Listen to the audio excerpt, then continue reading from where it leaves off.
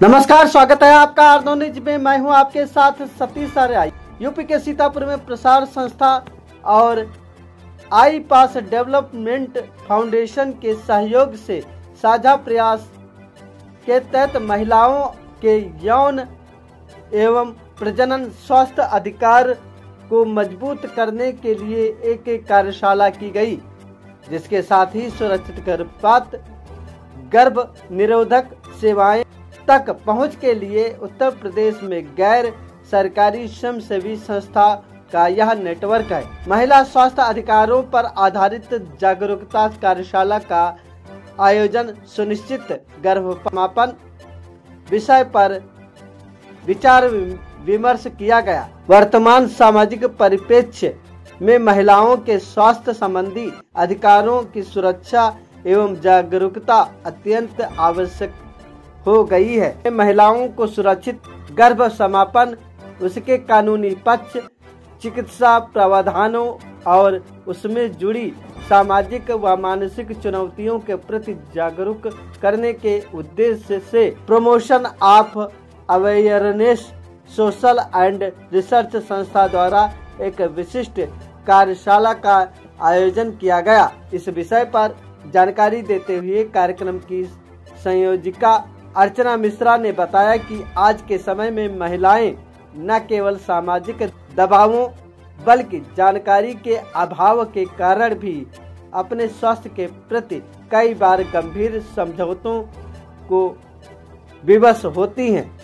गर्भ समापन जैसे मुद्दों पर सही जानकारी का अभाव महिलाओं को मानसिक, शारीरिक और कानूनी समस्याओं में उलझा सकता है। यह आवश्यक है कि समाज इस विषय पर खुलकर चर्चा करे और महिलाएं अपने अधिकारों को समझें। इस दौरान उन्होंने कहा, आज भी गर्भ समापन को लेकर गलत धारणाएं बांध रखी हैं, तो जिसकी वजह से हमारे मातृ मृत्यु दर होती है वो बढ़ जाती है, क्योंकि अब हमें जब यही नहीं पता है कि हमारे अधिकार कानूनी तौर पर हमें मिले हुए हैं या नहीं मिले हुए हैं, तो हम क्या करते हैं, मेडिकल स्टोर से जाके जब भी हमें प्रमोशन की जरूरत है, मेडिकल स्टोर से जाके हमें दवाई के ले ली, वो खा ली जो कि अनलीगल है, और गलत दवाइयाँ जो हम आगे में मेडिकल स्टोर से जो भी मांगेगा वो तो देगा ही देगा, लेकिन वो सही है या नहीं है ये तो हम नहीं जानते। नहीं मेडिकल स्टोर वाला इन्वेस्ट करके बैठा हुआ है कि वो जाके दवाइयाँ सही प्रमाण पे सही दे, तो हम क्या करते हैं, दवाइयाँ अपने खाएंगे। जब मेरी कंडीशन बिगड़ गई, हालत बिगड़ गई, तब हम जाके नज़दीकी स्वास्थ्य केंद्र वहाँ पे जाते डॉक्टर के पास। बिगड़े हुए केस को कोई भी डॉक्टर वैसे भी नहीं हाथ लगाना चाहता है। उन्होंने कैश हैंडल करने वाला हुआ तो किया, नहीं तो फिर रेफर किया अगले लखनऊ वगैरह के लिए। तो इससे और ज़्यादातर क्या होता है कि इसमें रिफर करने के चक्कर में या हालत बिगड़ने के चक्कर में औरतों की मृत्यु तक हो जाती है।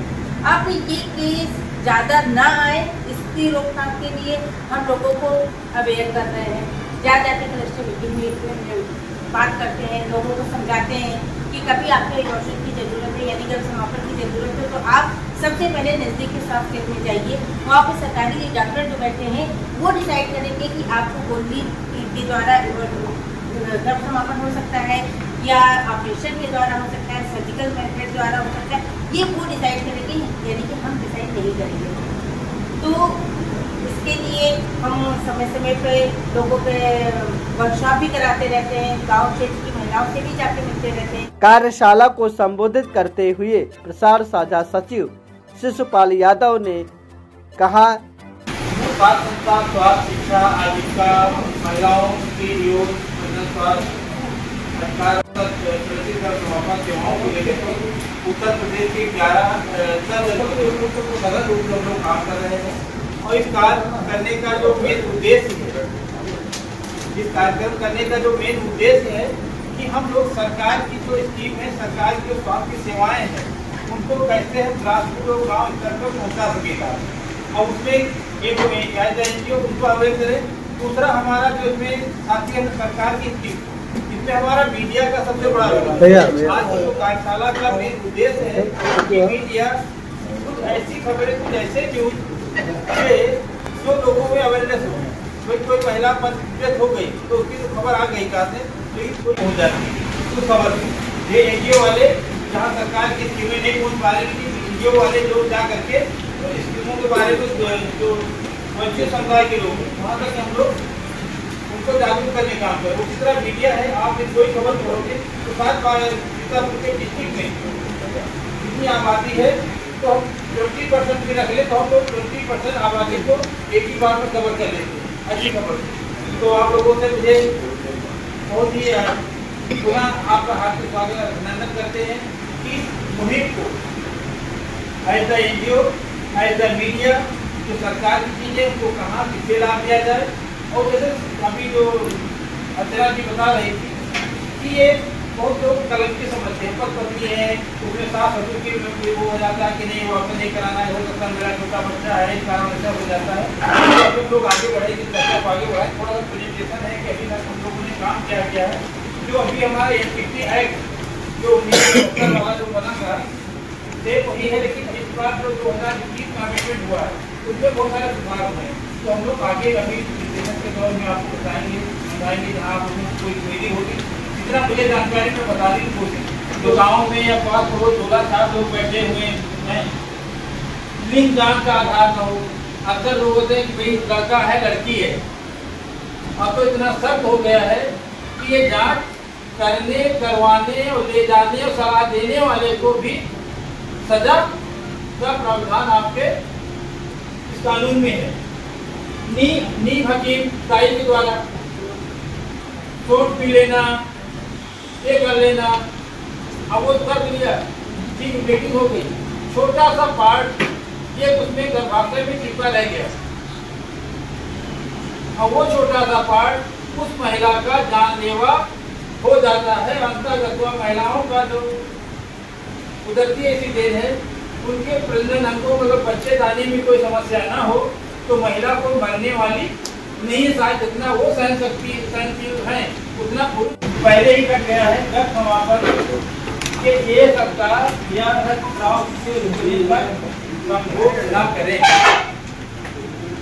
यहाँ 1 सप्ताह का गया, हमने हेल्थ केयर 2011 से काम किए, हम ये कहेंगे कि 1 महीने तक न करें। जो हमारे साधन हैं उनको जरूर अपनाएं।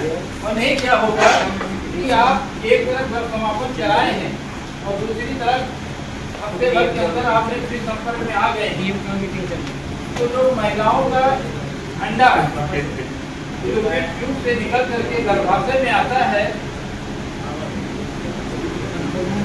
और जब पुरुष का सीमन जाता है तो वो तुमको आपको लग रहा है कि अभी ऐसा करा दिया, 72 घंटे तक